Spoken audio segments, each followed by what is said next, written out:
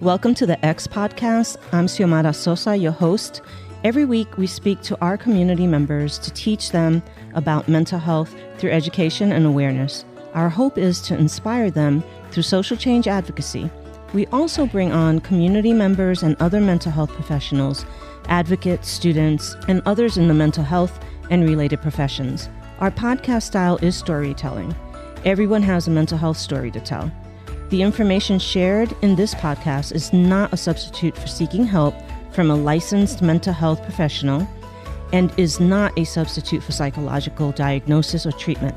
This podcast is for educational awareness and social change advocacy purposes only. If you find yourself in a mental health crisis or in distress, please dial 911 or go to your nearest emergency room. Welcome everyone to the X Podcast, Real Conversations about Mental Health. This is episode number 52, and today's topic is intergenerational trauma, which also goes by other names that we'll cover later. I am your host, Xiomara Sosa, creator and executive producer of this podcast. Our mission is to educate our communities and listeners about mental health and inspire them through social change advocacy. As a social scientist and social change advocate, I strive to have real conversations on this podcast about all things related to mental health. I am a clinical mental health counselor, a national board certified counselor, a licensed professional counselor, and a clinical supervisor in South Carolina. As a holistic therapist, my approach is inclusive and culturally competent. My counseling specialty is clinical mental health. My clinical focus areas are anxiety disorders, depressive disorders, gender dysphoria, and trauma and stressor-related disorders. My areas of specializations are integrative mental health, multicultural counseling, and women's mental health. As a United States military veteran who served in the Air Force and in the Army, I celebrate diversity, honor, and promote equity, and I value inclusivity in all communities, but especially in marginalized communities. I'm the founder, owner, and CEO and clinical director of Somerville Women's Mental Health Services, which is now a teaching practice here in the Low Country in South Carolina. And I'm also the founder and executive director of a nonprofit organization called the X Studio Mental Health Cooperative. It's a place where mental health interns and licensed professional counselor associates come to start their journey as the next generation of professional mental health clinicians. That's a lot to say. All right, so today I'm joined by my co-host J-Rock and also our guest Ant, and I'm going to let both of them introduce themselves. All right. Well, I'm J-Rock, co-host and technical advisor here. And again, I've been doing broadcasting and doing radio for over 20 years and love everything, all broadcasting, audiophile, all the fun stuff about sound in general. But one thing I'm most imperative about is self-growth, and I'm all about self-development, and I'm definitely happy to be here on the podcast because I'm learning a lot of new things every time I'm on, and also unlearning a lot of things as well. So but it all adds to what I believe in, self-growth. So I'm just happy to be here. Hey, it's Ant. I'm not late this time. Hi. Hey. I don't do nothing Not true. besides talk trash. But yeah, I'm trying to learn some stuff that I have no idea about. There you go. Yeah. Do you learn things when you come here and do this podcast? It's very different from yours. Yeah, sometimes I'll be on the way home. I'm like, What the Jesus. hell did she just do to me? That time. damn TP. Every time. Every time. Every time. Yeah, What did she say? Next time I see her, we'll talk. There we go. Yeah, like I have this joke that I'm like the Debbie Downer, and then you guys come on after. No, it's just it's just to have you like really like thinking about life in a totally different way. Like I need a drink. Yeah, I'm like, oh my gosh. It does, and that's the whole point of the podcast is to not let it feel like you're being analyzed or anybody's trying to like teach you their clinical stuff, but really to have the hard conversations that if we had in the first place, probably my profession wouldn't be needed as much if these were things that we were all aware of. So today we're going to talk about intergenerational trauma, and it has, they have different terms that we use depending on who's having the conversation. So in the psychology field, we interchange those terms a lot, but there are a lot of people who do this work from a medicinal perspective, and then they use the terms differently. And then there's just regular everyday people who understand the concept, and then their terms that they use is different. But we all really mean the same thing. So you'll be hearing me, and you'll see in the notes that it goes back and forth. So the first thing that I want to say is that I'm going to give a little disclosure for anyone who is dealing with any sort of difficult feelings and situations going on in their life, because this topic does include trauma, suicide, and a lot of things that we're, heavy. It's heavy. So I'm going to give a little disclosure about that so that you can determine whether or not you need to walk away and not listen, or grab, your person, your supportive person, and listen with them, or, take it in doses, however it works for you. But know that is going to be, some of these topics can be emotionally disturbing because of the nature of what it is. And then we're also going to lighten it up by showing you how the power of survival, the power of healing really does make a difference no matter what you're going through in for the most part. So generational trauma can challenge the mental health and overall well-being of those who experience it. It can lead to mental health conditions like severe anxiety, depression, and suicidal ideation. And that's without depression necessarily. Like, these things can be interchangeable, not necessarily because you have a clinical diagnosis, but it's just as an effect of the trauma itself. Okay. So if your loved one is experiencing suicidal thoughts, seek help immediately. There's no shame in that. Know that you are not alone and there is support for you. You can call the National Suicide Lifeline at 988 or call 911. So if your loved one, as I said, has experienced or understand generational trauma on a personal basis, reaching out for professional support from a therapist, a clinician, or another mental health professional is always the best way to go. Seeking therapy for generational trauma or historical trauma, that's one of the interchangeable terms I was talking about, can help you learn healthy coping mechanisms and begin to heal and break the patterns left by issues like oppression, violence, and discrimination. Family therapy can also help work to heal the entire family system, because in these situations, it's an entire family system that's affected, and usually differently, and then it gets passed down without even knowing, and there's a whole body of research on how it's in your DNA and how it can be activated and all that, and we'll talk about that. So if you or a loved one is working through trauma, seek help. Know that you're not alone, and you can break the generational trauma pattern and create a new story for you and your loved ones. Talk to someone you trust and connect to professional support, whether through your healthcare provider, a therapist, or another mental health professional. Okay? All right. So that's what we're going to talk about. So let's see, where do I want to start? I actually wanted to define it. So what is intergenerational trauma? So before I even gave you that term, so one of the reasons we're talking about this is because last week when we ended the, is it okay if I mention it? Okay. Yeah. So last week when we ended the podcast, I asked J-Rock, hey J-Rock, do you have anything that you understand? And he immediately jumped into, yes, I do. And this was one of it. And so I didn't really stop to ask, well, what exactly, and da-da-da. I just it just sounded like he was talking about a form of intergenerational trauma, just based on my clinical ears. But as a civilian, I wasn't really listening from that perspective. So I just want to give you the floor so you can kind of clarify where you were coming from, and you don't have to disclose any personal family stuff if you don't want to. I got you. But you can let us know more or less where were you at when you were asking me that question? What were you thinking? Well, I was just thinking about things that's happened in my family, and also close friends and their family situations, to where they start to kind of question things. I'm at an age where I I'm really diving deep on why I do the things I do, how I think, and getting to know especially my parents even more so. I feel like because they're older, they're more opening up more. So I'm finding out more about them, and then I'm finding out things I never knew. So history, right? Yeah, and then things I kind of knew, but I wasn't concrete about. It's I'm assuming I don't know, this feels kind of off, and then it gets verified where it's oh, okay, this happened.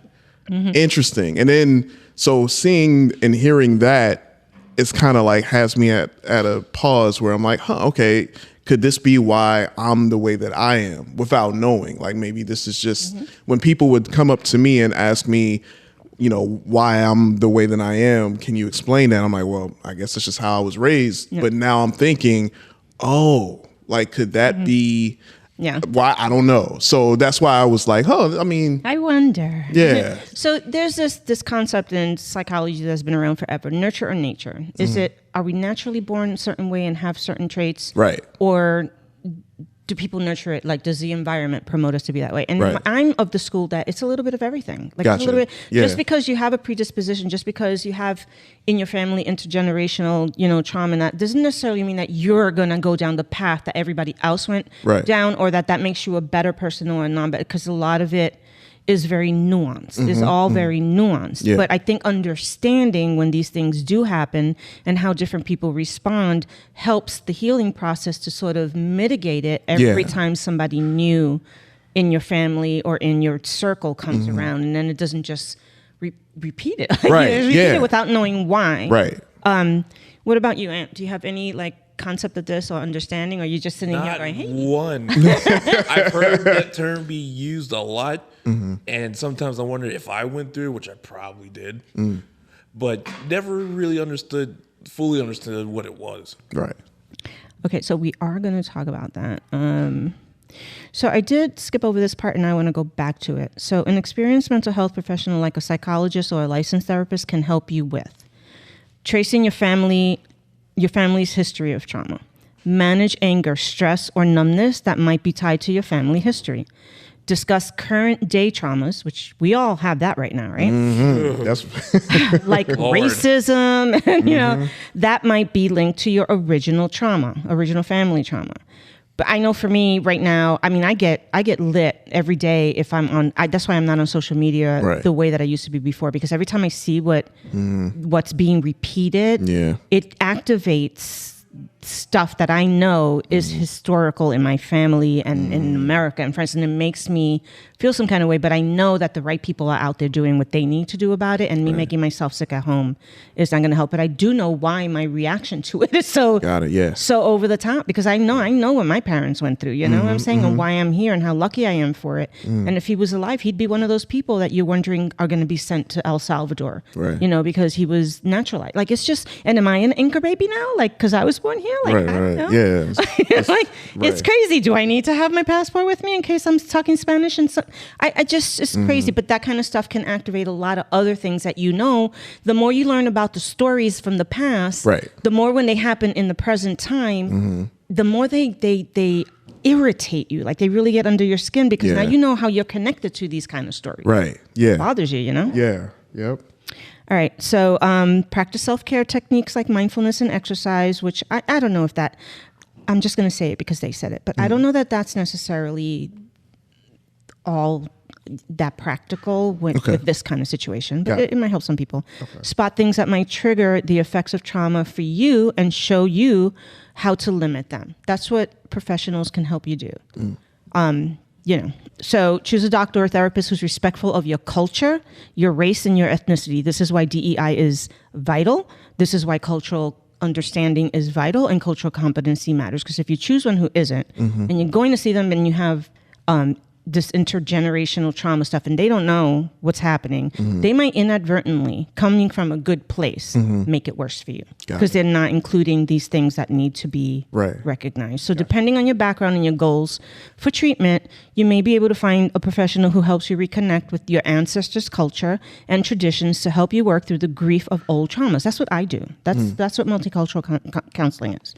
So some treatment methods involve traditional healing methods and ceremonial practices, which to some of us was very important in our ancestral sort of history, like what that was all about. Yeah. All right. So now, we're gonna define. Did I define intergenerational? No, I didn't. Okay. So what is intergenerational trauma? Did I discuss that? I don't even remember because I went off. Is the passing on? Yeah. Okay. So intergenerational trauma is the passing on, and that's in air quotes, of the physiological and psychological effects of trauma through generations. So these kind of things can impact people who did not directly experience the trauma. So that's the general concept. It can get a lot more nuanced, right? Gotcha. Yeah. But that's the general concept, is that we're passing on these things without, and in many different ways, like quite literally in the way we behave and think and what we teach and how we model things. And then in other ways, we have it in our DNA system. Some of it has been activated. Some of it is just sort of like part of who we are based on the survival that we had to do. Like there's all this history and there's all this research and science backing it. So it's not like we're sitting around going, oh, it must be because our ancestors. Right. No, like it's really there. So this concept acknowledges that traumatic events experienced by one generation can have lasting consequences for future generations, even if they didn't personally experience the trauma. Intergenerational trauma highlights the enduring and far-reaching effects of trauma. It emphasizes the need for a holistic approach. That's why I really make a big deal about that. You need a holistic approach to healing that considers both like the individual and the collective experiences, right? Okay. So I may not like say I'm a lesbian. Oh no, a lesbian. And I've never necessarily directly been bashed or lost my job about it or felt nothing bad has ever happened to me. I've been lucky that I've been sort of like safe in that way. Yeah. But when these things happen to other people in a bad way, or I watch movies about the truth about what these things that have gone on and happened, like in the LGBT community, I'm going to have like this wild response to it inside of my body and inside of me. Because even if or as a woman, if I've never been raped and I've never been sexually assaulted, but I know that that's a very real thing that has happened, that can happen, that all of this stuff. And then suddenly it's very too close for comfort for me. Like I'm seeing it, I'm watching it, it's a thing. That is going to instill in me almost as if it's vicarious that I'm going through it, because it's like you have a closeness to it that you don't even recognize that you have to it until it happens. So it's kind of like one way of looking at it. All right, so each generation might exhibit emotional or psychological symptoms that are tied to the trauma, especially as they learn fear responses and coping mechanisms from their caregivers. So that's what you and I were talking about. Like what kind of responses and fears and coping mechanisms did you learn from your father, your mother, your aunties, your sisters, your brothers? Like I know in the African American community, and particularly in the South, there's this big thing that you learn about, and correct me if I'm wrong, I am not African American and I'm not from the South originally. So this is just stuff that I've seen and learned. But it's almost like second nature for families of all the generations that have been here to expect that. They need to teach their male children to behave a certain way, act a certain way, do a certain way around authority figures, around this, and when you go here and when you're over there, and when you like you need, and it's almost like taught as if they're teaching you how to, I don't know, like go grocery shopping or something, like, and it's just like common knowledge, I guess is what I'm saying. Most communities don't have to do that, right? Like, I mean, I shouldn't say most, but not every community has to raise their male boys that way. But this seems to be like the norm in the South and all of that. And then people want to know why. Like, I don't know why. Right. Yeah. You're not wrong. So it's that generational teaching of, even if it's not happening to you right now. Right. Your grandfather went through this. They hosed him down. They put him in jail. They did this, that, and the other. They beat him. They hung him.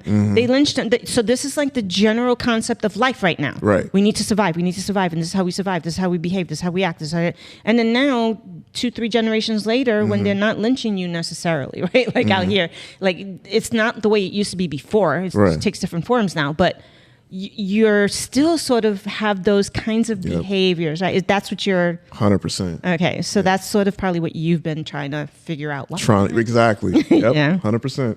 All right. So, did you have anything you wanted to say about that yet? I kind of get where you're getting from, because I remember my mom.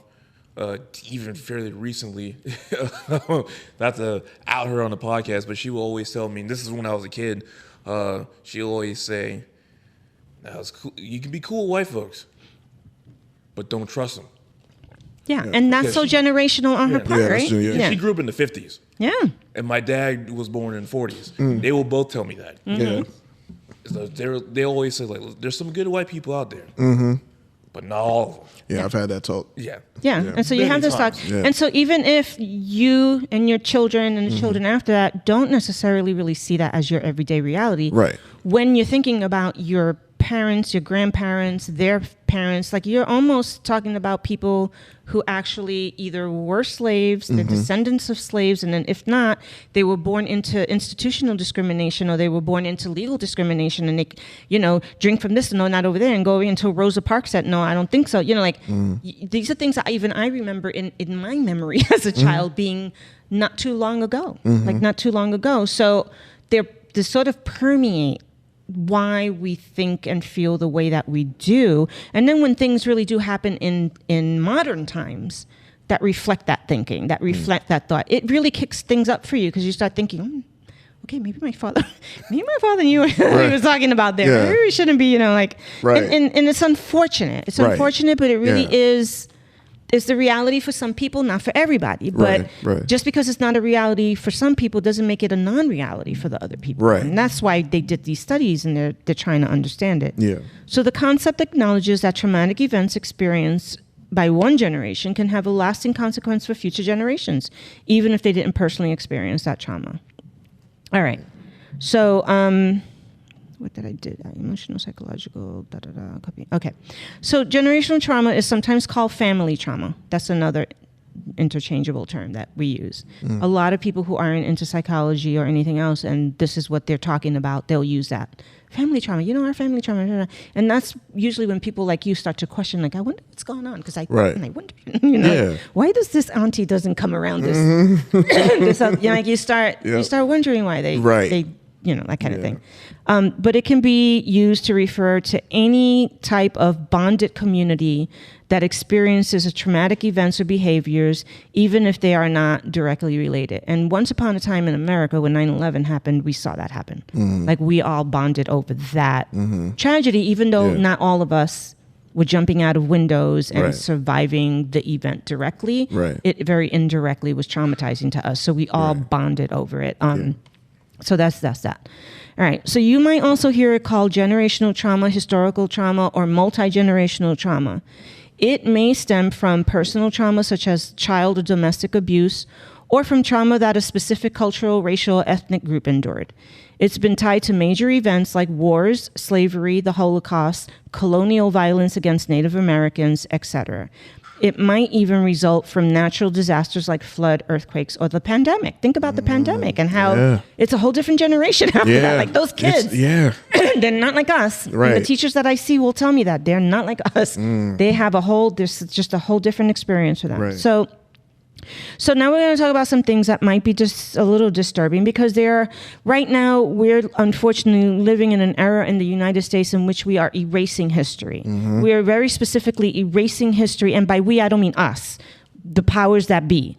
They are whitewashing America in their history. They are whitewashing America in their military service. And it's unfortunate that I have to say that, because this is nothing against the white people that I love, know? Right. But this man is unfortunately mandating that this happen, and we see that in the VA by taking all of us down that are women, all of us that are women, all of us that were of color, the Tuskegee Airmen, the Code Talkers, all of them got taken down from Arlington, and then there are no more women commanders anywhere in the military anymore. They've all been fired. Like, there's just this systemic erasing of anything that remotely tells the history and the story of why we got there and how hard we fought to get there in the first place. Right. And if it was up to him, he would probably erase Obama from the history books. I'm sorry, because that's kind of where he's going with all this, So it's now, luckily for us, enough Americans are fighting back, and enough of the world is saying, I don't think so. Right. You won't put it up there. We're going to put it up over here. You're not erasing it, but it's being erased unfortunately, from books being banned to you can't do research with certain words in it, psychology being one of them, but woman, non-binary, black, African-American, like anything that's not cisgender white has been erased from your ability to write grants and get money from the government to do the research based on the kind of medicine that you have to give people based on their age. So this is why this is an important topic, right? Because this is sort of like what we're remembering when we're talking about intergenerational trauma. And this is why some people react the way that they react over what's going on right now. Yeah. So most studies of intergenerational trauma have focused on the descendants of people who endured historical trauma traumatic events. And I'm going to name some. Okay. And these are all very, very hard. We barely got taught this in history anyway, but we got there finally, where there's like whole divisions that teach this, because this is American history. This is American history, but now, that this country is trying to go in a different direction, we're going to talk about it. So the Trail of Tears, do you guys know what that is? Yep. Okay, do you? I did not know what that is until I think I was in high school. They did not teach me that in grammar school. But in high school, I learned it. And then after that, that's when I started learning more and more and more about Native American history and all that. So the Trail of Tears, if you don't know what that is a very sad episode when, colonialism happened. They, quote unquote, discovered America. That just kills me. And all that. And there was this long trail that they forced the American Indians to walk, the families, children, and everything, and most of them died in the process. And it was an incredibly brutal, historically hostile. They were basically removing them from their land and putting them on the beginnings of a reservation on where they decided they can go. Kind of sounds familiar to what's going on right now. Sure does. I'll say. Too familiar. Yeah. Okay. So the Trail of Tears, and so till this day, a lot of Native Americans hold that as part. That is their very important history, and they hold that.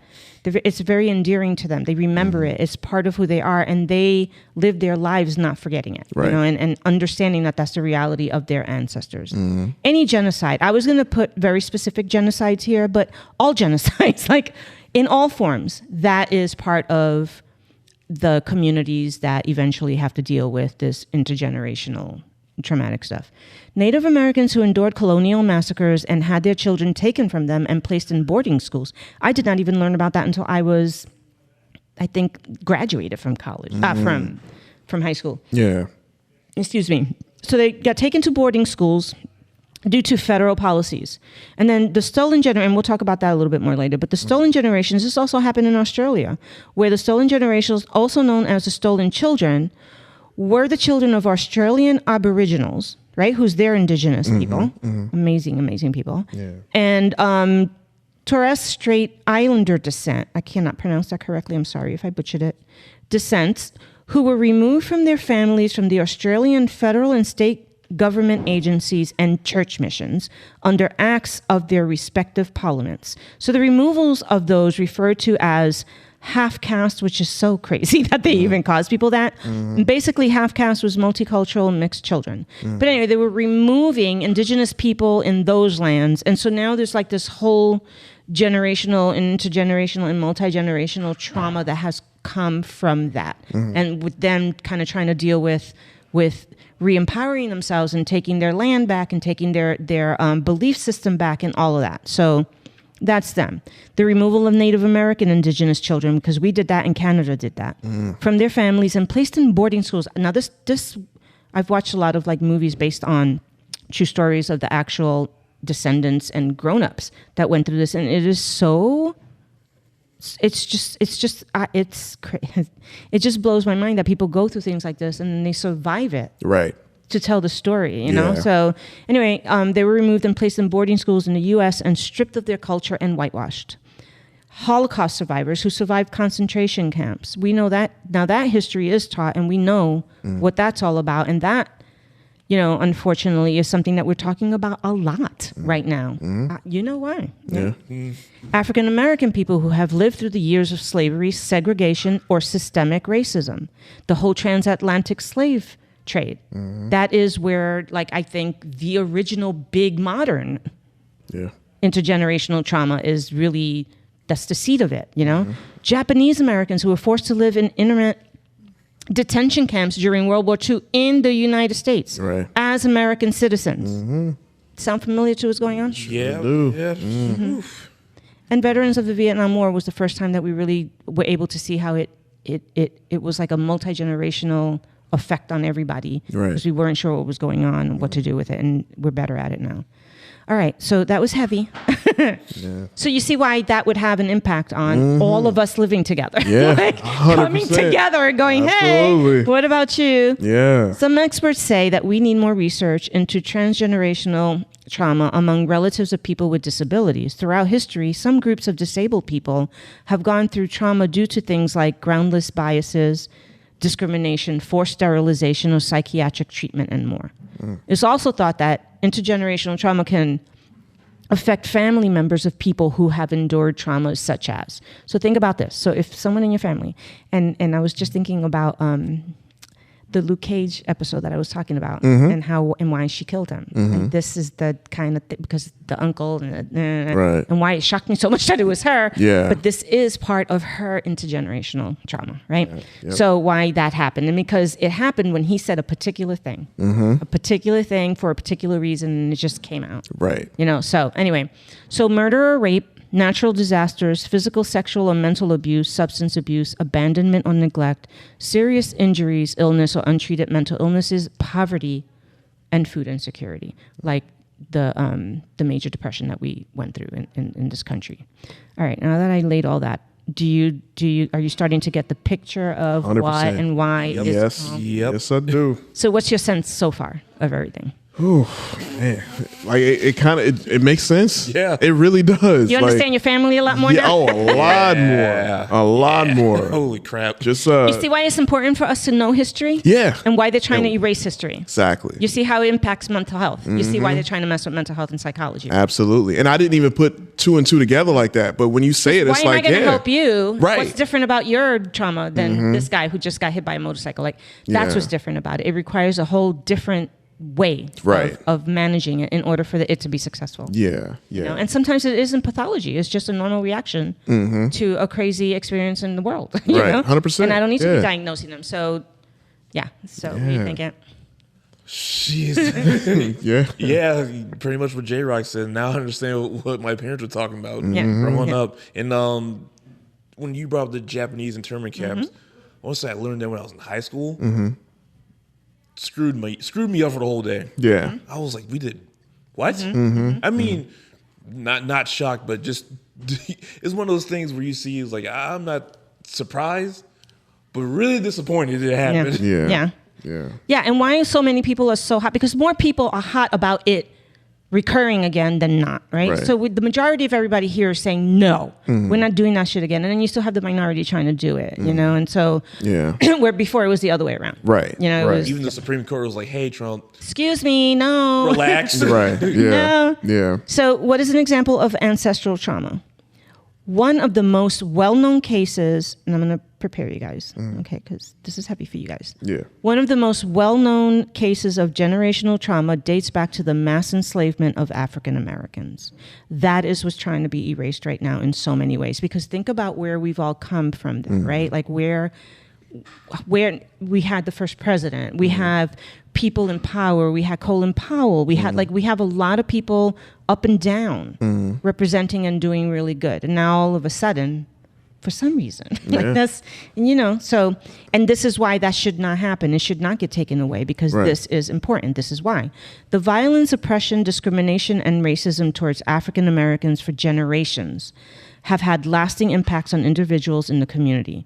Descendants of enslaved peoples experience higher rates of fear, hopelessness, anger, anxiety, helplessness, mental health problems, and more.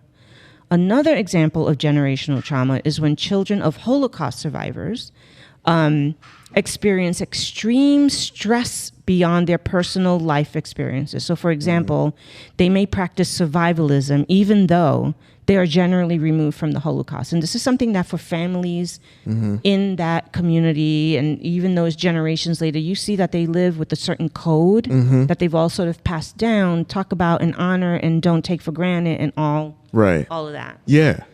Growing up in New York, I saw that a lot because they had a lot of that there. Yeah. But think about it. I mean, the Holocaust was pretty...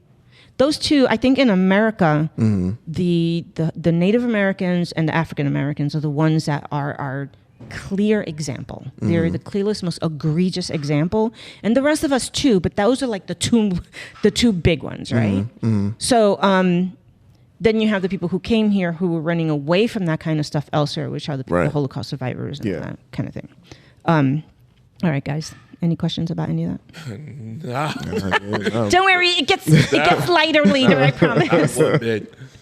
So, unfortunately, families are affected by the ongoing issues like violence, racism, and systemic oppression as a result. And I'm not saying we don't take responsibility for the fact that we all have some messed up people in our communities. I know we have them in the Latino community, people that we're like, they are the gangsters. They are this, they are that. We have bad people too. But that doesn't mean that our entire freaking community should be treated and assumed to be that way, because in every racial community that exists and has always existed.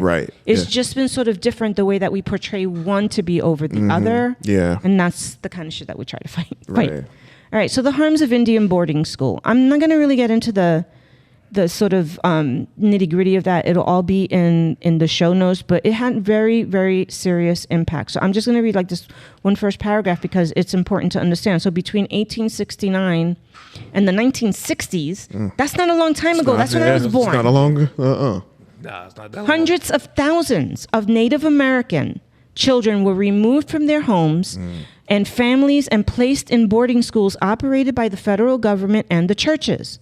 Though we don't know how many children were taken in total, by 1900 there were 20,000 children in Indian boarding schools, and by 1925 that number had more than tripled. So by 1960s, when they're all aging out and everything, and there's no system, no program, no nothing for them, from the results of this, then of course they're dealing with intergenerational trauma, and of course this is American history, and why are we not understanding? Like, why are we not understanding this?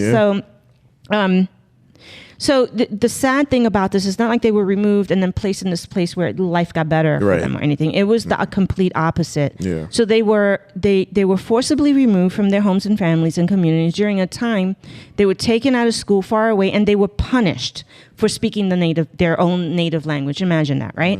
Banned from acting in any way that might seem to represent traditional or cultural practices, stripped of traditional clothing, hair, and personal belongings and behaviors reflective of their native culture. So they suffered physical, sexual, cultural, and spiritual abuse and neglect, and experienced treatment that in many ways constituted torture for speaking their own native languages. So many children never returned home, and their fates have yet to be accounted for by the U.S. government. That is traumatizing an entire race of people. And so we're going to talk about the Latino community and some of the things with us in a minute. And the reason I separated them, not because one is better or more important than the other, but because for me, for example, my parents came here. Now they came here for certain situations because of certain things, but they came here, right? Or they weren't brought here on the transatlantic, slave ship, and forced to live the kind of life that African Americans, like that was a forced thing. It's not like you were here, they came, they did it. But the Native Americans also, they were already here living their life. And then you did the same horrific, you would have wiped them out probably and a lot of them were wiped out. So those two groups I feel were sort of like brought here without really against their will, and then the other ones were already here and taken out against their will, right? Like that's that.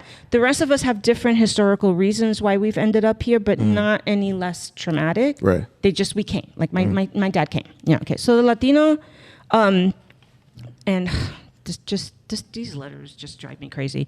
Latino A, Latina X community.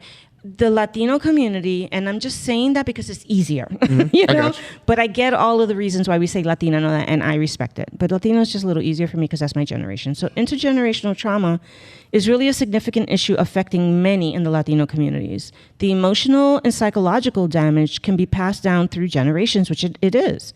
This trauma can stem from various historical events like colonialism, because many people don't understand colonialism also happened in the Dominican Republic. It happened in Puerto Rico. It happened in South America. It happened in Mexico. It happened in South America. It happened everywhere. So to try to make it seem like, oh no, they only came here. No, they didn't. And a lot of why we're here is because they went there too, they went elsewhere. Yeah. So these so it's political violence. So the migration-related stressors impacting our mental and physical health of the individuals in our world, in the Latino world, right? That's how it shows up with us. We do have colonialism, and that's the legacy of colonization in Latin America. It really has resulted in enduring psychological wounds that can be passed down through families. I know, I've lived that. I know exactly. And I know exactly what that looks like. And I've seen it. Like, I've seen how that affects everyone. Then there's the political violence, migration-related stressors. So all of this just to say that all of this has an impact on mental health. What is that impact? What do you guys think that impact is? How would it show up? Ooh. How do you think it would show up? I can tell you, it shows up with me. Like if I'm in my car and police officers behind me. Yeah. That happened to me today. Immediately, even though I know I didn't do anything. You think you did. Right. Like you get nervous. It's like, because of course, the things we've seen on TV and unfortunately. Right. So it's kind of like I immediately tense up. Like, even though I'm like, everything's good. I have a good record. And meanwhile, that police officer is probably not even thinking. Like, I'm just driving. They're just doing their job. He's going home. Yeah. But I'm like, my hands grip the steering wheel. I'm like, I start to sweat. Yeah. Bro, so happened to me on the way here. Yeah. I'm coming here and the cop was in the other lane. I drive past him. He immediately gets behind me. And I'm like, I get all these stickers on the back of my car that aren't friendly for a lot of people. So I'm like, this might be it. Yeah. That's the thing. No. That's the scary thing is knowing, like, okay, if we get pulled over, that could be our last time on this earth. That could be it. So that's being to all the protests I went through, that could have happened. Yeah. Especially when I went to one downtown where like some dude had a AR-15 in his truck. Because it only takes one bad act. I think because I don't want to throw all policemen down because I have a lot of respect and love for a lot of peace officers and everything else. But unfortunately, because of the history in this country that they don't want you to learn, there was a time when that was not the case. Right. You should not trust any of them. And they were all in it. And the good old boys club did exist. And now you have, and that's why DEI is important. This is why cultural competencies, because you get more people involved in the system and that stuff starts to not be normalized, especially in areas like the South where that was normalized to do that. So, so we're not throwing the police force under, No. We're just saying what are some personal, you don't even think about the reaction that you're having. And that's based on the fact that you know what the history is, not necessarily because this is what you're experiencing right now. Exactly. Or that what you're seeing right now. It's just historically. It's just, And it's sort of like the equivalent of women. Like any women that are walking, if we're walking down an alley, which we shouldn't be, I'm sorry, but if we are, that's immediately what happens. We're thinking. We're hypervigilant, whatever. And does that mean all the men on the planet are like out to rape me or something? No. But what are the chances that somewhere that's going to be like the normal thing that some guy just does for sport? Because that's where it was. They would get away with it before. It was like no big deal. So, all right. So it shows up. It manifests in many different ways, and that includes rates of anxiety. That's what you guys both just explained. That's your anxiety kicking in. And what does anxiety do? It protects us from, it makes you aware, hyper aware, so you can take care of yourself if something needs to happen. Depression. Yeah. How sad is that? Real sad. Yeah. It's like, God, I don't know what's like that. And then different kinds of PTSDs, PTSD related injuries for individuals and families. Historical trauma experiences of oppression and discrimination, they contribute to that, like we said before, and that actually has a major effect on your mental health and your physical health, especially if you're all stressed out about this stuff all the time. Excuse me. Yeah. And, there were nutritional deficiencies that went on. I mean, there's fetal alcohol syndrome in the Native American community based on the fact that their system was never, ever, like this was introduced to them by people who came here, and then it had an absolutely horrific effect on them. Right. And then, it just shows up in many different ways. So why do we need to address this? Why is addressing intergenerational trauma important? That's a hard question. It is. Yeah, it is. I don't have an answer for that. No, I just feel like, do we just want to sit around and go boo-hoo us, boo-hoo us? Yeah, no, because we want to change. We want to change, society for the better. Where it's like, oh, okay, I can let this guard down so much. Like, So be tensed up all the time. no, It sucks. no. So It's terrible. So it's important and it's crucial because that's how you start promoting the mental health and physical well-being, not just in the Latino community for the stuff that we went through, but in all our communities.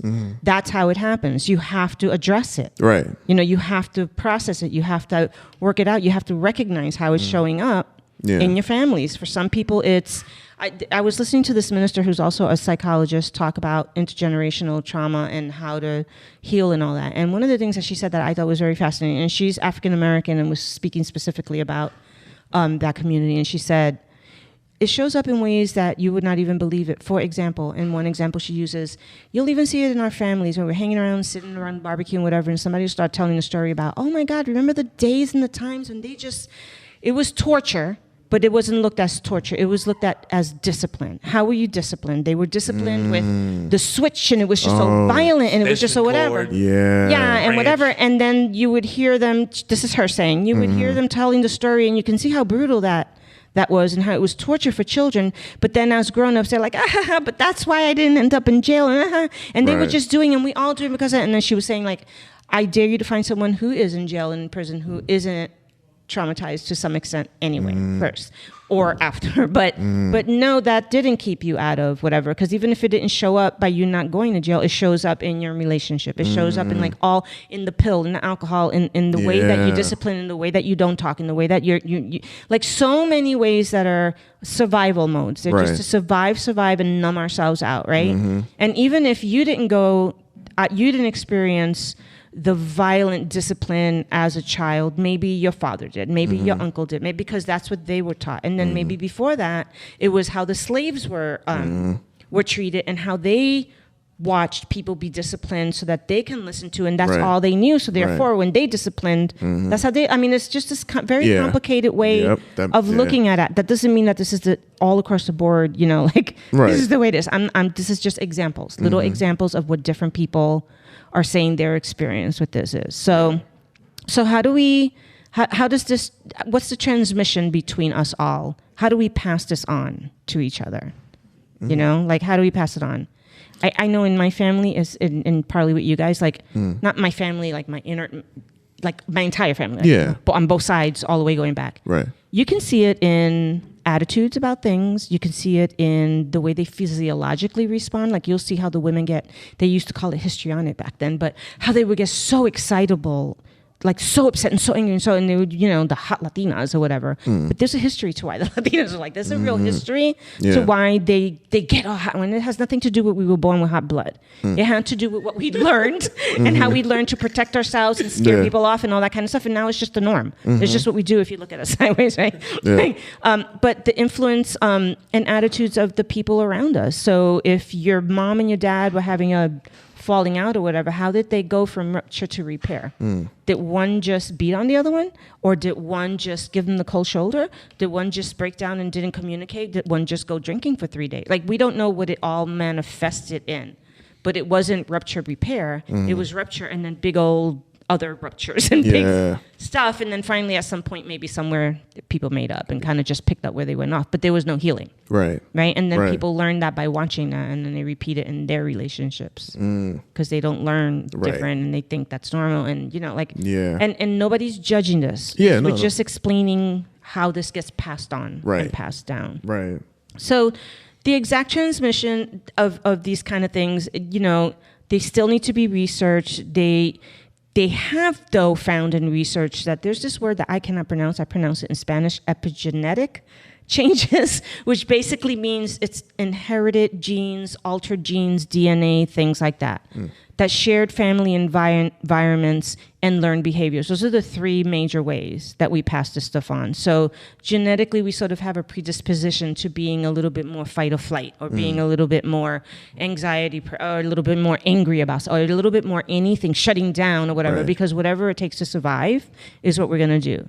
In other ways, it's family environments. How does your entire family function? Like, what are the roles that everybody has? Who gets to beat up on somebody when they're mad and who doesn't, right? Who gets to go fool around when they're feeling frustrated and whatever and still be accepted in the family? Who gets to be the mean bully and still come back? Right. And then who are the ones that get walked on and are the ones that are, expected to keep everybody together? Like, there's always like these different roles that everybody has for different reasons. And it's the norm that kind of get passed around, Right. And learned behaviors. We just learn it. Men, I always defend men with this. Like, how you guys ask me, or you ask on the podcast, well, what can we do? And it's like, well, we have to do our part too. Like, we have to explain to you what we want and what it looks like and all of this. So why are we raising you to think that to be a man means rough and tough and no emotions and no nothing else? And then we complain that we don't have a warm, cuddly person at home. We just have like this pragmatic person. Let me fix it kind of thing. Yeah. Like, but we're not teaching you that, right? All right, so here comes the better part of everything is healing. Is there healing? Does healing happen? Yeah, I think so. I hope so. Right? Hope. How do we do that? How do we know? There isn't. Oh, boy. How do we heal from this? And again, it's different for all the different communities that have gone through different things. And some people are still healing. Right. But what do you think? I mean, just the conversation, the uncomfortable conversations. That's one thing I've had to learn. You gotta have them. Yeah, like they could be the most like, I don't want to. I don't really want to talk about this. But it's like afterwards, it's like, I'm glad we talked about this. Like now I know instead of just like assuming. Yeah. Because you can't read minds, so it's kind of like Yeah.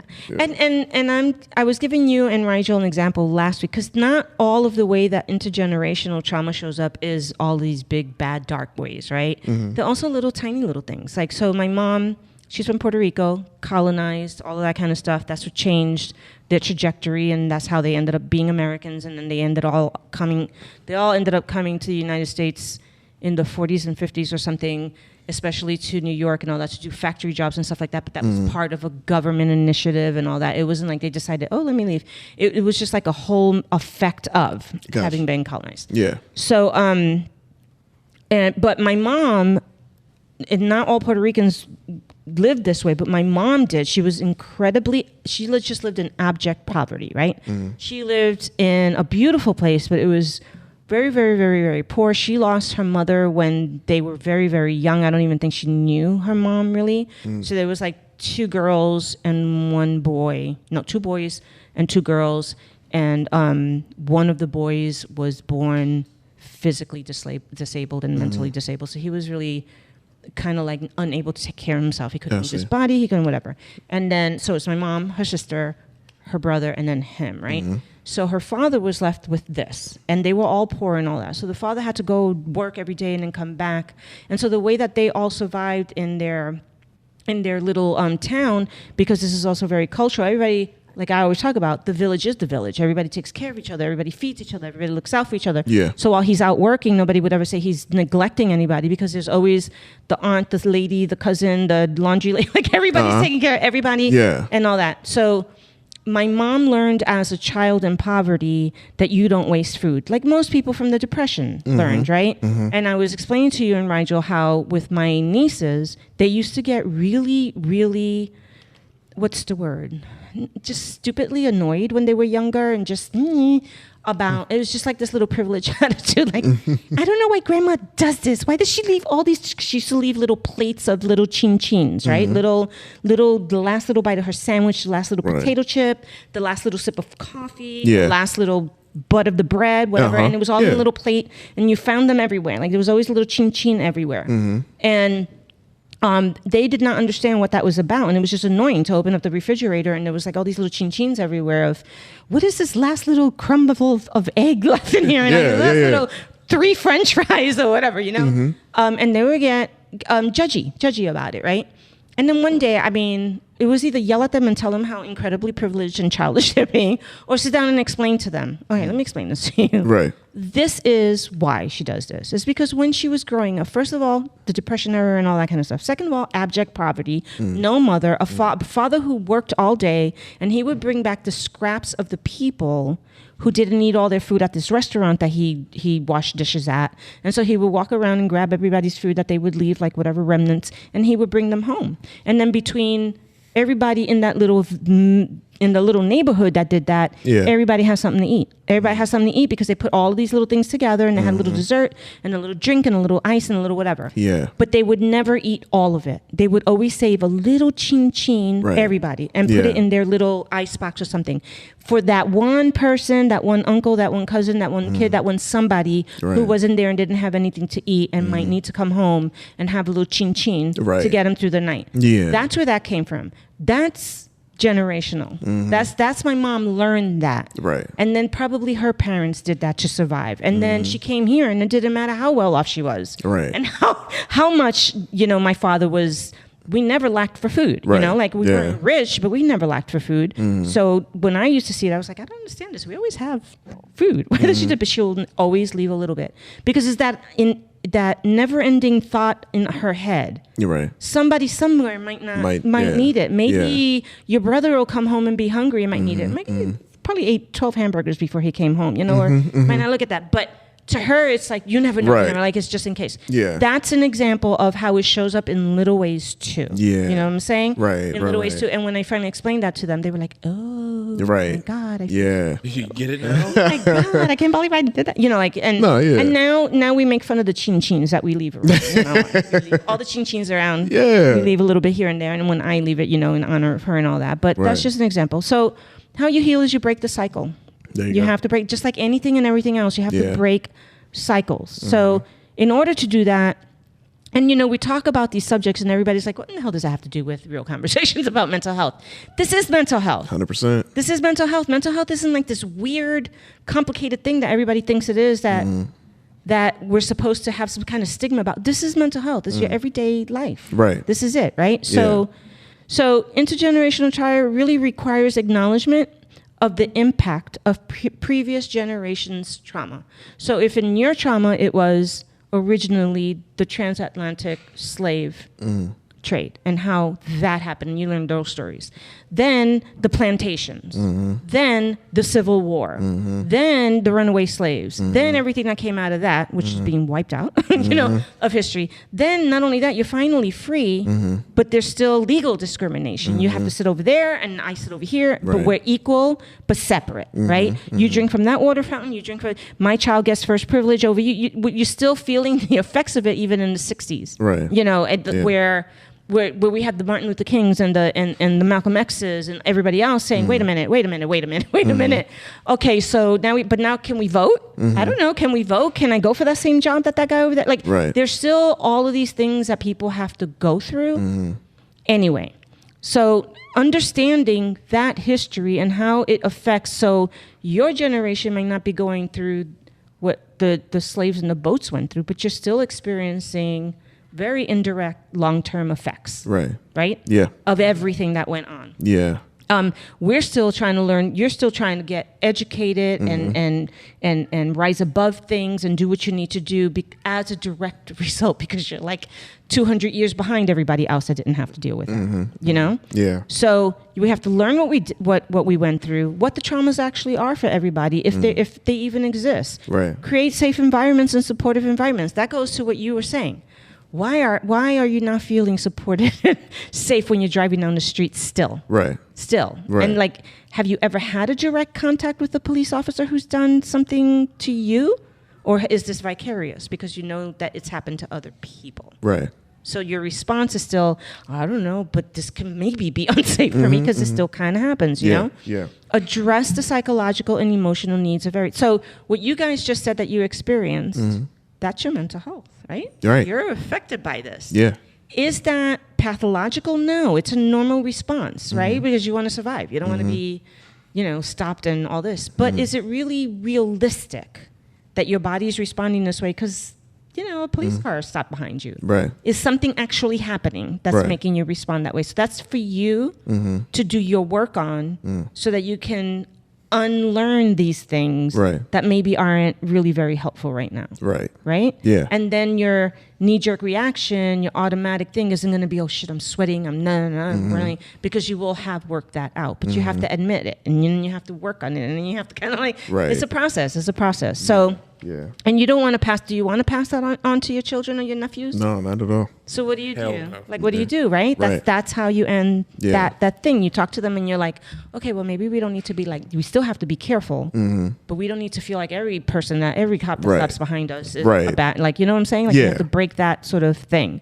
If you have ancestors or older relatives who went through a very distressing or oppressive event, the emotional and behavioral reactions could ripple through the generations of your family and affect you. That's what the intergenerational thing is. And I just want to pause and talk for a moment here about one of the reasons why, like, this is our intergenerational sort of trauma showing up in the Dominican world, right? In the Dominican world in particular. And that's because the only reason I was born here is because there was a Trump in the Dominican Republic that came and took charge, did it exactly the way this man is doing it. And when I tell you it's a playbook, it's a playbook. These people, these strongmen playbooks, it's the same. So they were Democrat, they had democracy, freedom, and all that stuff. And then this man came along, and he wanted to whitewash, really. I'm going to just say it, because I know a lot of Dominicans don't like it because it hurts. He wanted to whitewash the island, right? The way that he wanted to do it, and this is exactly what he wanted to do. Anybody who wasn't white, straight hair, blonde hair, had the European Spanish part of them being the prominent thing, you were automatically excluded from what he wanted to see in the Dominican Republic, right? So basically, he was a dictator. He is a dictator. He was a dictator. He was a vicious dictator. If you ever want to kind of get the story of him in a way that's not too political, watch In the Time of Butterflies. Okay. With Salma Hayek and Mark Anthony. Because they play the role, the whole International Women's Safety Day that we have is because of this thing that happened in the Dominican Republic. Oh, wow. And they had the Maribel sisters who were revolutionaries against Trujillo, because she was one of the first women in the Dominican Republic that were allowed to go to law school, and Trujillo allowed her to do it. And she thought he was letting her do it because he was like all about liberating, but really he wanted her, like he wanted to dominate her and be with her and all that, and she rejected him. So his way of getting back at her was to let her go. She graduated, and then when she graduated, he took that all away from her and said, nope, you cannot practice again. And she started to realize what the game was that he was playing. Anyway, at the end, he had the Maribel sisters bludgeoned and killed because they were all underground. They were called the Butterflies. And they were the underground revolutionary people trying to get rid of Trujillo, knowing that he was a dictator and what he was doing to the country. And there was this and violence and everything. So that's where that whole story comes from. But that was the time that my father was a young man out there. And my dad was more on the brown side than not, right? And so he was adopted by a Dominican lady who was more on the European Spanish side. So that meant that when I was born, she automatically, just based on what they went through with Trujillo, knowing that the only way to survive is to come across as you're the whitest as you can be, and you will not be part of this dictatorship that's going on, that's killing people and destroying people, is if you could come off as if you're white. So, because they're whitewashing. So she would dye my hair blonde. Like my hair was always brown, brown or light brown. But because I passed, and I could pass. She would just automatic, and I was like a young baby, like 3, 4, 5, 6, and she would always dye my hair super, super, super blonde. And I look at those pictures now, and I'm like, why does she do this? But I understand now why she did. And this was like a big thing to do in those days, and it was straighten the hair, lighten the hair, because that's how you make it say. Anyway, my father left his country specifically in the middle of that big revolution and dictatorship, and there was just a lot of really violence and all kinds of really ugly things going on, and he left for that reason, because he did not want himself or his future children to be in a place where that was going to. That basically what Trump is trying to do here. So he came here to get away from that, so that when we were born, we would never have to deal with any of that. And then if he was alive right now, he would be just mortified, right? That why am I here? Because it's the same kind of talk. It's the same sort of behavior. It's the same sort of thinking. It's the same sort of mentality and the same kind of people around him and in this country who are kind of okay with it because they won't be the ones affected by it. Right. Because look how I look and I can pass. And if I say I agree and everybody else can go. And that's what was happening over there. I see. So for people like me who see this and understand my history and why I'm here and the privilege of the fact that I'm even like in the 1% of a master's degrees with Latina, that's a big deal to me to see that all of a sudden, like, whoa, isn't this what my father got away from? Isn't this why he came here and left his country and did all this about and then had to reunify with them and then we learned our history. So that's a part of, and I think that probably has a lot to do with why I do DEI, why I do multicultural. Like I could have gone in the opposite direction and it was like, I pass and I'm white and I'm like, and no, that's bullshit. Like, you know, like that's how it shows up for some of us. Gotcha. For other people, it's a whole different thing. Yeah. So do you guys have anything that you want to ask about this before like we start wrapping things up or that? Nah, dude, I'm just everything that you're saying is just it's clicking. Cause starting to make sense. It makes a whole lot of sense. Yeah. So a lot of the research shows that DNA can quote unquote remember these traumatic experiences and then pass them down, the effects of those experiencing to multiple generations. So what that basically means is maybe that's why I remember some things differently than like my other cousin who doesn't know the history or we don't know. But we need to be aware of our history for that reason so that we don't repeat the same thing over or get comfortable with the same thing over. The legacy of trauma may always be passed down culturally. Over the years, family members may learn unhealthy behaviors from their parents and other family members imitate the behaviors and eventually teach those behaviors to their children. One of the reasons I wanted to highlight that is because that's how this whole thing got brought up with you is when you saw certain behaviors and you're like, what's that about? Right. And did I learn that from over there? Yeah. Right. And that's just kind of like the way that it happens. So there's a whole lot of other mental health issues that go on with this. I don't want to get all into this because we'll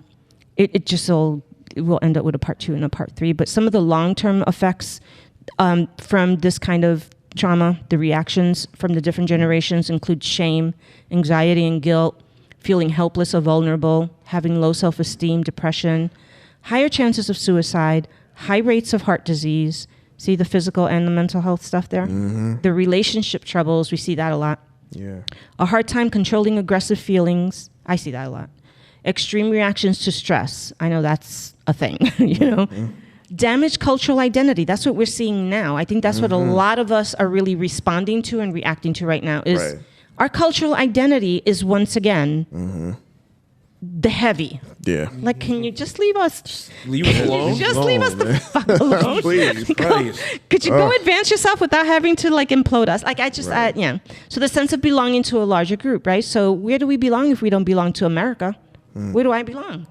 You know? Yeah. The hypervigilance, that's what you guys were talking about earlier. Difficulty trusting others. That's what you guys are talking about. Oh, Fear of death. Tomorrow. Yeah, you know, hopelessness. We also see it in substance abuse problems, you know, taking away the hurt, the pain. It's what so-and-so did. This is normal. This is what we all did. This is how it happened, you know. And mental health disorders, which is what I deal with. Denial. How much denial do we see in a lot of our communities about anything? Everything. Denial's a river. That's right. You know, detachment and disconnection. That's some of the stuff that you were talking about before, how some of the men or some of the people in our lives are taught to be stoic and detached and whatever, and that signifies survival and whatever. And that actually worked once upon a time. Right. But right now, you might not have very good relationships Exactly. if you're doing that. You know? Trauma bonding, that's a big one. Neglect, abuse, violence, difficulty communicating, and broken and self-sabotage relationships. That's the connection with the mental health piece in this whole thing and why it's important. How it's caused, you know, they're not really exactly clear on this, but like we talked about earlier, some of it is relationship skills aren't passed down, personal behavior, you know, we see that attitudes and beliefs in ways that affect future generations. That's how we keep it from happening, is recognizing that we have that behavior and we're somehow modeling it, and we don't want the young'uns to have them, you know? Right. You know, so there's that. And I think I'm going to just go down here. Yeah, that's the one that I wanted to do. And then we're almost done.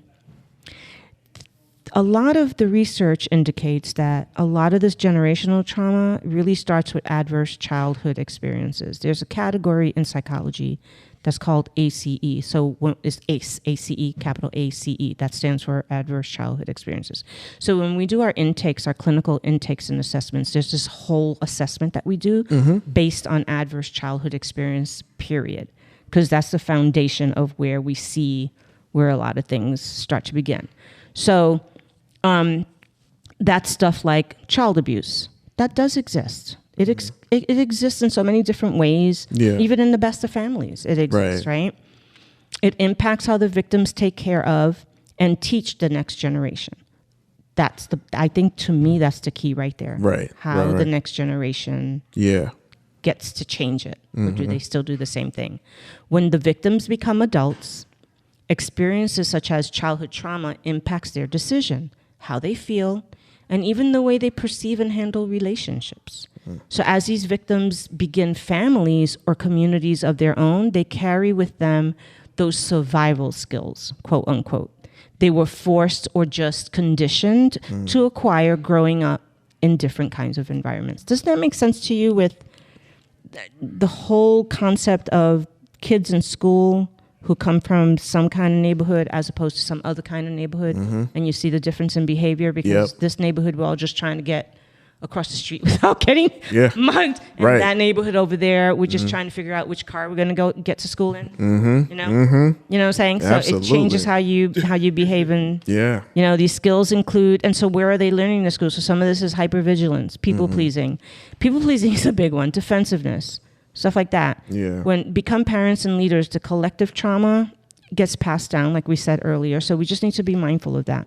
All right. So all of this other stuff here I'm going to leave in the show notes if people really want to get deep into this. I'm going to read this last part, and then I'm going to ask you the big questions. All right. Family members may follow the same patterns as their parents or grandparents. That's the intergenerational stuff that we talked about, including my family, everybody's family, even without consciously realizing that they are mirroring those behaviors. I think that speaks to you and what you were saying earlier. It is incredibly difficult to break a cycle of generational trauma because it is often deep-rooted, widespread across multiple parts of our lives, especially when the trauma affects your entire community. So when everyone around them is using the same unhealthy ways of communicating and processing their emotions, it is nearly impossible for a young member of a traumatized community to learn a better route without getting external help. And that's where mental health professionals come in. Because you're not going to learn it where you are, and it doesn't mean that they're bad or these people don't want to see you. It's like they don't know what they don't know. So if you, J-Rock, is like, I wonder if there's a different way. And I'm like, yeah, there's a different way. Come over here, talk to me. And I teach you a different way. You'll see why that doesn't serve you anymore. And it's not really serving anyone anymore. And it's meant to be a good supportive thing, not a judgy thing, you know, that we do. So, however, it is always possible to break these patterns and heal from the trauma that has been present throughout the history of your family and community. This is my way of not being Debbie Downer, making it come up a little bit. Finding support groups and exploring therapy options that can help you get a perspective that steps outside of that broken lens of generational trauma to help you find what skills you need to live a healthier life, which is what you're always pursuing. You know, it can be, the generational trauma can be different and unique for all of the different groups of people. It might be different for your community than it is for my community, you know? So while something may not seem severely traumatic to someone from an outside perspective, the mental, emotional, and interpersonal damage is very real for some people, even if I don't see it. And you think, hey, man, we survived that. Why can't you do it? It might hit me different. You know? Some people may have generational trauma from one single incident. Others may have it from long and repeated experiences of different traumatic experiences. That's what you guys were talking about before, because this stuff gets passed down to you, right? Right. All right. So the rest of this we're not going to talk about because it's just mostly more of the same. So here's my hard question. Is this just a J-Rock or both of us? It's both of you. Oh, hell. And yes, it can be reversed. Yes, it can be healed. And in the show notes, I talk about how it can be done. It's really very doable and has been done, and it is very promising. So I just want to leave everybody with that hope. Yeah. So, what have you learned? And what do you think about all this? I learned so much. I feel like the biggest thing that I learned that I'm definitely going to, I kind of already do, but I feel like even more so now after getting the information that you just said, be even more empathetic. Yeah.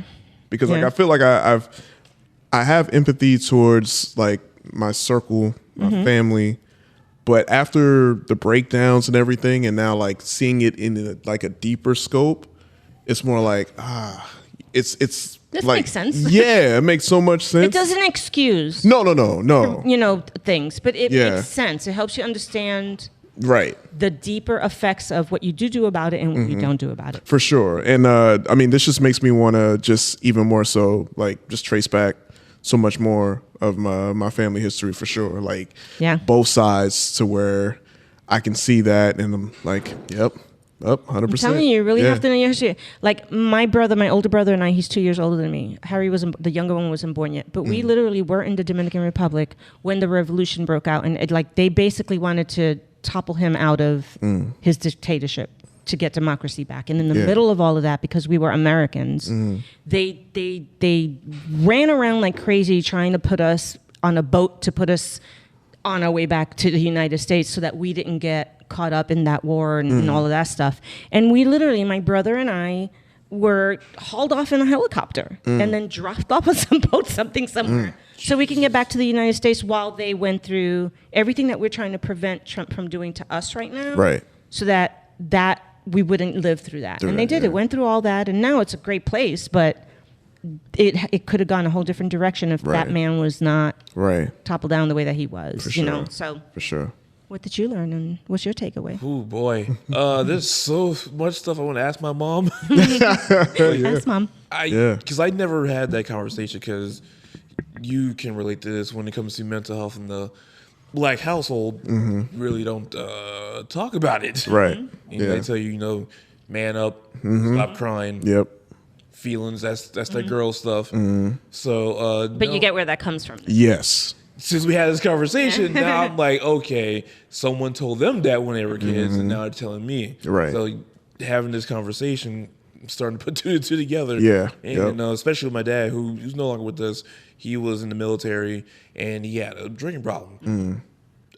Now I'm wondering if his dad had a drinking problem, or I don't know what my dad saw in the Navy. He could have saw something that freaked him out. Yeah. Right. So I never understood. So what year did he serve? Do you remember? Was it like Vietnam time? Yeah, I wanted to say because he was born in 45. So it's probably in the 60s. Yeah, and he saw a lot of that did a lot of damage. Yeah. A lot of young guys. Yeah, and he's been all over the world. So who knows? I probably got a little sister or brother somewhere around here. Don't we all? Yeah, right. But having this talk now, I'm just like, okay, what he did makes sense. Not excusing what he did, right? But now I'm like, but you get, okay, yeah. Now I see. Yeah, sure. Yeah, I think that's what's important is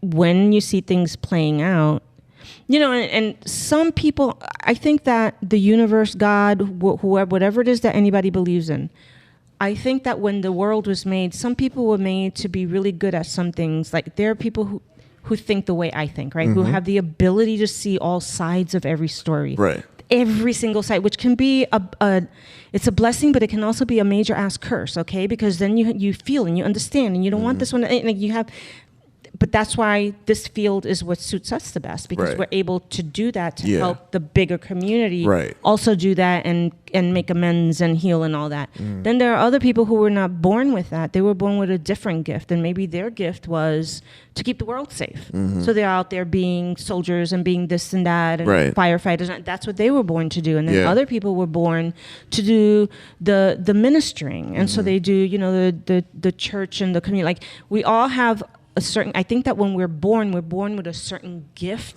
that we can all at some point figure out how we can use the way it's meant to be. And when we're mismatched, me trying to be a veterinarian, I thought that was my thing, right? I'm going to go help animals. No, I just didn't even make it past the first sick kitten. I was crying like a big baby and whatever, but then give me a human in distress and in trouble and whatever. For some reason, I have superpowers with that.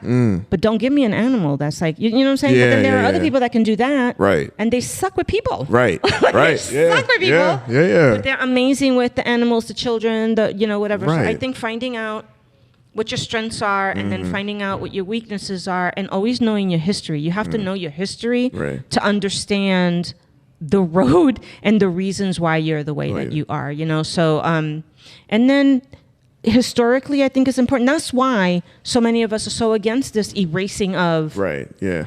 Yeah, you don't know the damage that's like taking us back to all the work. Yeah. It's not even about okay, fine, so I'm a woman and you're a man and you don't want my picture up at the pen. It's not even that. It's like you don't understand what women went through and how their circle and their families were affected by this stuff that they went through just to have the ability to go fight the war and now have their picture up at the VA, but you took it down. Right. And now how that's going to affect her. It's little things like that. But you guys, I know that this is a really heavy. No, this is good. No, but, I hope you got something out of it. I got a lot out of it. There's so much more to say about it, but I think that's just sort of like 101, like class 101. Yeah. That's enough because then you can figure out how... Just connect your own mental health and your behavioral health to it, and then that'll spread on. Even if it's just one other person, your dad, your uncle, your your mom. What is it that you want to ask your mom? Just all the stuff she went through. Right. Yeah. That they don't even talk about, or there's just too scared to ask. I'm like, you know what? Hey, it was in the past. Ain't none of my business. Yeah. You don't even know. Even know. So, all right, guys. So that's it for us. So anyone that needs any more information or any resources, that's going to be all of the resources for help and support. All of our references are in our show notes, and more than what we talked about is in the show notes. But you can always reach out to us directly, via our website, and all of that's in the show notes. And we are more than happy to try to give you the information and support that you want. All right, we're out. Everybody, take care of your mental health. Good night. Thanks for listening to the X Podcast with me, Xiomara Sosa, clinical mental health counselor, licensed professional counselor here in South Carolina. We hope you enjoy our real conversations about all things related to mental health. You can check out our show notes for reference, resources, and other show-related information. If you found value in our conversation, we encourage you to join us weekly as we discuss different mental health topics. You can head over to the X Podcast website at www.studiotalkpodcast.net and send us a message from there, as well as sign up for our newsletter. Our email address is studiotalkmentalhealth@gmail.com. You can also subscribe to our podcast and leave us a rating and review at blueberry.com/studiotalkmentalhealth. And send us a text or call us at area code 843-695-9974. Please recommend our podcast to your friends, colleagues, family, and networks. Thanks for supporting us.